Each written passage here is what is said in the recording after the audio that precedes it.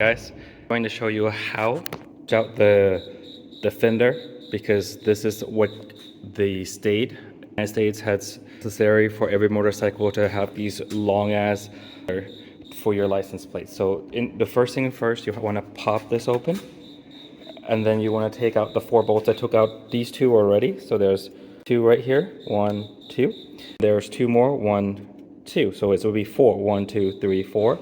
Next thing you're gonna do is you're gonna take out these screws. All right.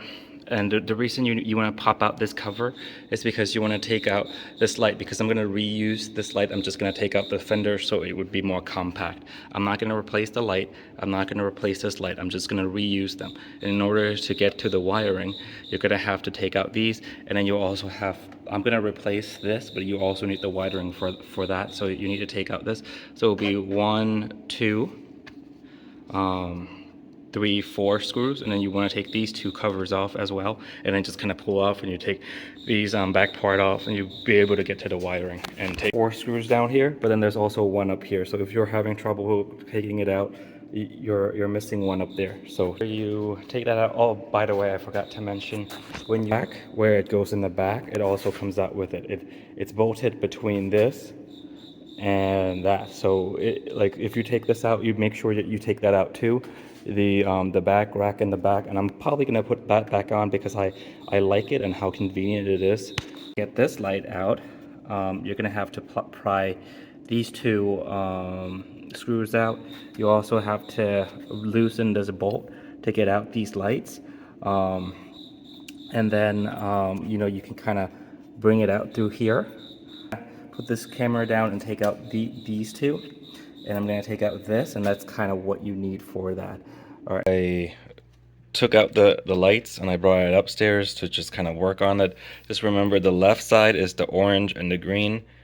Well, the green is always ground, so they all will have green, and the orange is left, and then it's all the right. And when you plug it in, you just match green to green and blue to blue because it's already color coded. When you're using the old one, comes with this, with a non-LED version, and it's really hard to take it out. So what I did was I just cut out right here, right here, the connector, because you want to use the connector again. You could also solder it right into it, but you know, like, it's better to just use the connector. And then I crimped it in. I'm not getting a good reading through it, so I might just cut it out and then solder it. This wire is a little too long anyways. So get this particular model, which is what I recommend. They're very cheap. They're probably the cheapest.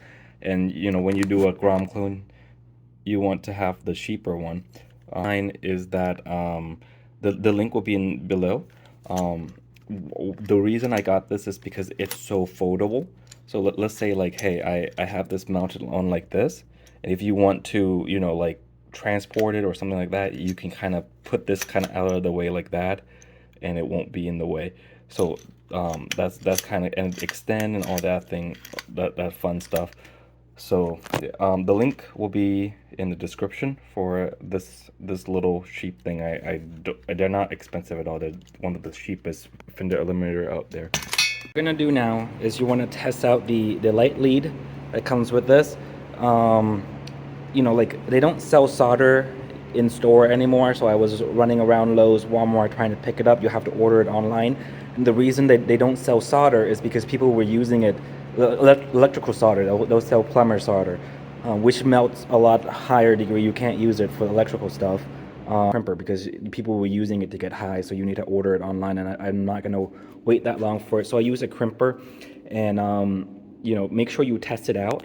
So, like, you know, I'm going to turn on the lights, like right here, and it should kind of light up like this. Okay. Yeah, like, it's kind of weird that they don't allow you to buy solder at store anymore, and you feel like if people are using it to get high, you know, like, it's not the rest of us problem to have to pay for it. Or buy 4 nuts and washers, because you need it to put in, because the old Finder Eliminator has it already, so you have to buy, these are M6 nuts and M6 washer. All right, and I would recommend getting lock washers. Now I'm gonna, you want to put this in before you put in the fender. the license plate holder, and you want to put the first 2 bolts up here first, because it's not going to fit on these 2 bolts. You're going to have to put the fender on these 2 bolts, so you don't want to button this up yet, but you want to put the fender on these 2 bolts and then kind of tighten it up a little bit, and then you can kind of put this in. All right, after that, this is what your fender is supposed to look like. You want to come over here, turn this on to make sure that the fender light is on. So here you go. See, you can see it on my thing. And then I'm gonna do left turn. You can kind of see it on the, yep. Now right turn, yep, and it works, right? And putting this in, it likes to slide down, so the best way I figured out how to do it is to take the bolt and put it underneath, and make sure you have washers for both sides, because if you don't have washer that's big enough, then it will just come through this side, you know, like it won't be able to hold it. So make sure you get washer with it. All right, guys, if you have any question, be sure to put it in the comments. The link to the Finder Eliminator kit will be in the description, and I like how this turned out. All right, bye-bye.